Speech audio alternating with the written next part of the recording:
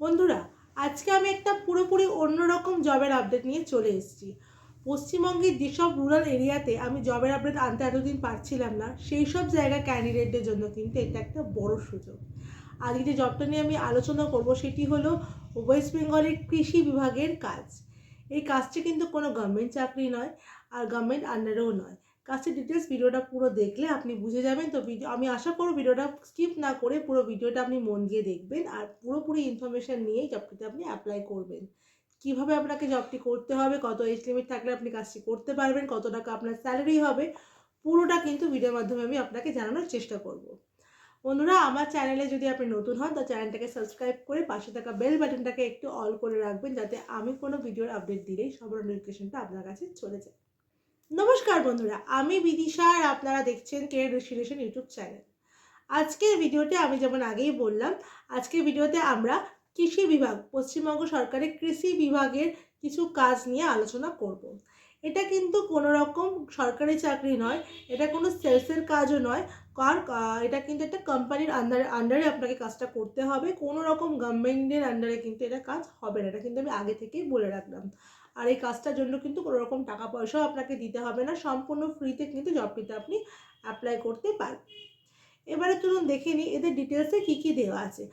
Urgent requirement for কৃষি সহায়ক agriculture field officer, মানে আপনার পোস্ট থাকবে কৃষি সহায়ক হিসাবে। আপনি কিন্তু কাজটা করবেন, এটা অবশ্যই আপনার ফিল্ডে কাজ থাকবে, কিন্তু কিভাবে আপনি কাজটা করবেন সেটা আমি আপনাকে ভিডিওর মাধ্যমে জানিয়ে দেব।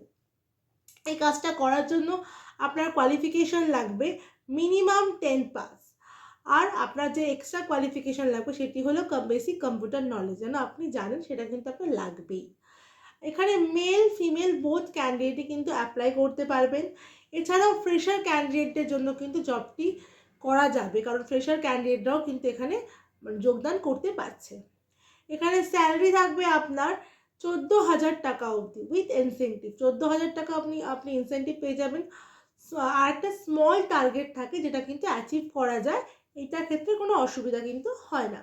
এখানে এজ লিমিট থাকবে আপনার 18 থেকে 45-এর মধ্যে, মানে 18 থেকে ম্যাক্সিমাম 45-এর মধ্যে কিন্তু এজ লিমিট থাকলে আপনি কাজটা করতে পারবেন। ডিউটি টাইম থাকবে সকাল 10টা থেকে সন্ধ্যে 6টা অবধি, আর সানডে কিন্তু আপনি অফ, মানে মাসে 26 দিন আপনি কাজ করবেন, প্রতিটা সানডে কিন্তু আপনি অফ পাবেন। বন্ধুরা, এখানে যে কাজটা করতে হবে সেই কাজটিকে প্রধানমন্ত্রী কৃষক সহায়ক যোজনা, যা বাংলায় BKSY নামে কিন্তু পরিচিত। আমরা দেখে নিই এখানে কি কাজ করতে হবে এবারে। 1 নম্বর হলো কৃষকদের জমিতে কেন্দ্র সরকার ও রাজ্য সরকার বিনামূল্যে জলের পাইপ ও তার ফিটিংয়ের জিনিসপত্র সরবরাহ করছে, যেখানে কেন্দ্র সরকার 55% এবং রাজ্য সরকার 45% সাবসিডি কিন্তু দিচ্ছে, কিন্তু কৃষকদের 12% জিএসটি দিতে হবে। পশ্চিমবঙ্গের সমস্ত অঞ্চলে এই কাজটি চলছে। তো ক্যান্ডিডেটদের নিজেদের ডিস্ট্রিক্টে কাজটি কিন্তু করতে হবে, কারণ এখানে দেখভাল, প্রথমত হচ্ছে এখানে কিন্তু আপনাকে এটা দেখভাল করতে হবে যে যে সাবসিডিটা সরকার থেকে দেওয়া হচ্ছে, কৃষকরা সেই যে জিএসটিটা দিচ্ছে সেটা ঠিকঠাক দিচ্ছে কিনা, বা কারা কারা দিতে ইন্টারেস্টেড থাকছে সেটা কিন্তু আপনাকে নোট ডাউন এখানে করতে হবে ফিল্ডে গিয়ে। 3 নম্বর হচ্ছে প্রথমে কৃষকদের কাছ থেকে জমির আপডেটেড পর্চা, আধার কার্ড, ভোটার কার্ড, ব্যাংকের পাসবুকের নিজের 2 কপি ফটো, একটি চালু ফোন নাম্বার নিয়ে সমস্ত ডকুমেন্টসে সিগনেচার করাতে হবে, আর গভর্নমেন্টের ফর্ম ফিল আপ করাতে হবে।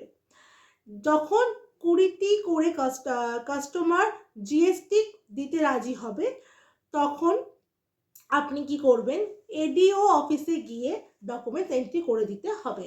আপনার কিন্তু এটুকুই কাজ থাকবে যে আপনাকে গিয়ে এডিও অফিসে কিন্তু জমা করতে হবে ফিল্ড থেকে, মানে যারা ইন্টারেস্টেড থাকবে এই যোজনায় অন্তর্ভুক্ত হতে, তাদের কাছ থেকে ডকুমেন্টসগুলো নিয়ে এডিও অফিসে গিয়ে জমা দিতে হবে।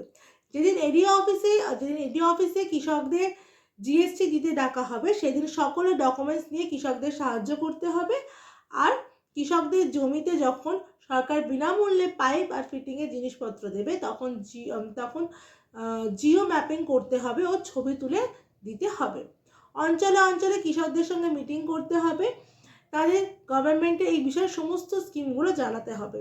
মানে আপনারা কিন্তু গভর্নমেন্টের হয়ে কাজ করলেও কিন্তু এটা কিন্তু কোনো গভর্নমেন্ট চাকরি নয়, কিন্তু আপনাকে গভর্নমেন্টের হয়ে অন্য কোম্পানির থ্রুতে এই প্রচারটা কিন্তু বিভিন্ন গ্রামে গ্রামে আপনাকে করতে হবে মিটিংয়ের থ্রুতে। এবার আমরা দেখে নেব বেতনের বৃত্তান্তটা। প্রতি মাসে ন্যূনতম 50টি কৃষককে জিএসটি কাটাতে হবে, এটাই কিন্তু একটা স্মল টার্গেট থাকে। তবে টোটাল 14,000 বেতন হবে, তাহলেই কিন্তু আপনার 14,000 টাকা বেতন আপনাকে দেওয়া হবে। যদি কৃষকদের জিএসটি কাটানোর সংখ্যা 35-এর নিচে হয় তবে প্রতি কৃষক অনুযায়ী 350 টাকা করে বেতন দেওয়া হবে।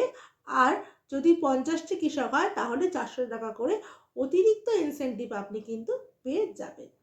ডিউটির সময় সকাল 10টা থেকে বিকেল 6টা অবধি থাকবে, সপ্তাহে কিন্তু রোববার করে ছুটি থাকবে।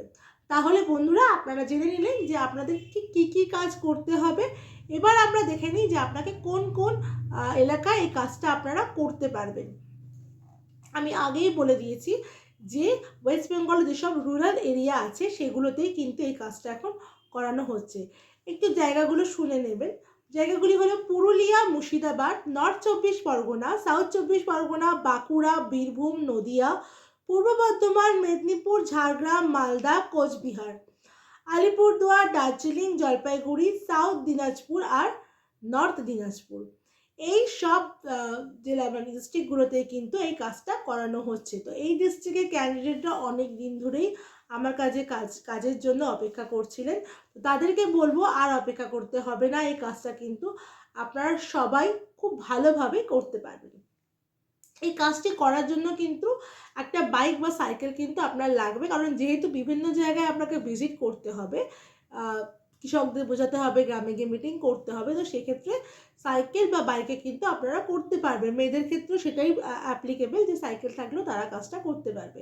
কাজটি করার সময় কৃষকদের কাছ থেকে কোনো রকম টাকা বা কোনো প্রলোভন দেখিয়ে কোনো টাকা কিন্তু নেওয়া যাবে না। এই কাজগুলো কিন্তু আপনারা করবেন না, প্রাথমিক হলে কিন্তু আইনত ব্যবস্থা অবধি আপনার উপর নেওয়া হতে পারে।